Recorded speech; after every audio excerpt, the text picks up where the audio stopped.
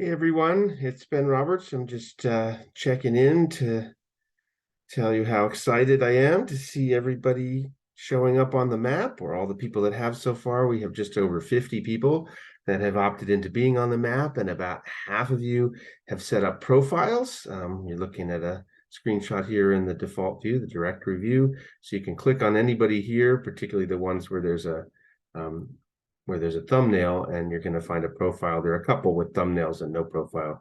And then the gray folks, you probably will just see their name. But we're looking forward to our launch call tomorrow, and to supporting anybody who hasn't put a profile on, with spending a little time during that call to do it, and certainly making sure that if you have any questions or concerns about how to do that, that we address those so that you can add that information. And it's fairly straightforward, but we do also recognize that there's a lot of info in these profiles, and so it's not necessarily something to rush through. Anyway, so you can see who's here in the directory view, and I just wanted to show you some of what we're seeing so far in the other views. So here's a whole view oriented around both current and potential roles for stewardship of the Weaving Lab, and you can see decorations of particular people that indicate what roles they're currently taking on. But you can also see who's interested in taking on some new roles, like harvesting and sharing stories. And so we're using this to start tuning into how we can share and expand the stewardship of the lab. And there's some exciting data coming in on that. Another thing we're doing with the connection data is sharing appreciations for one another.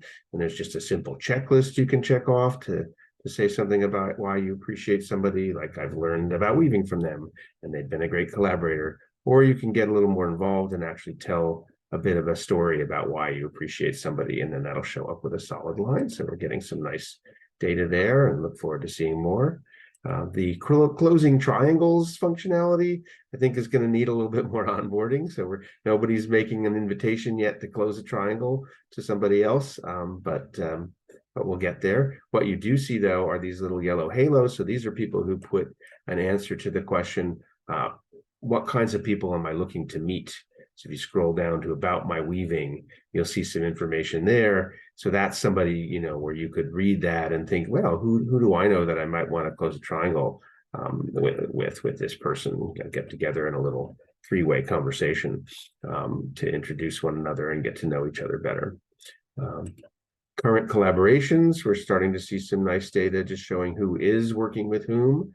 We're not tracking who knows whom, because we know that would just be a giant hairball, rather. But we do want to get a sense of who's collaborating, and that's starting to show up. And then we have the conversation weaving view, which looks a little crazy and wild, because this thing probably is going to be. But these are the 11 topics that rose to the top when we did our survey back in October.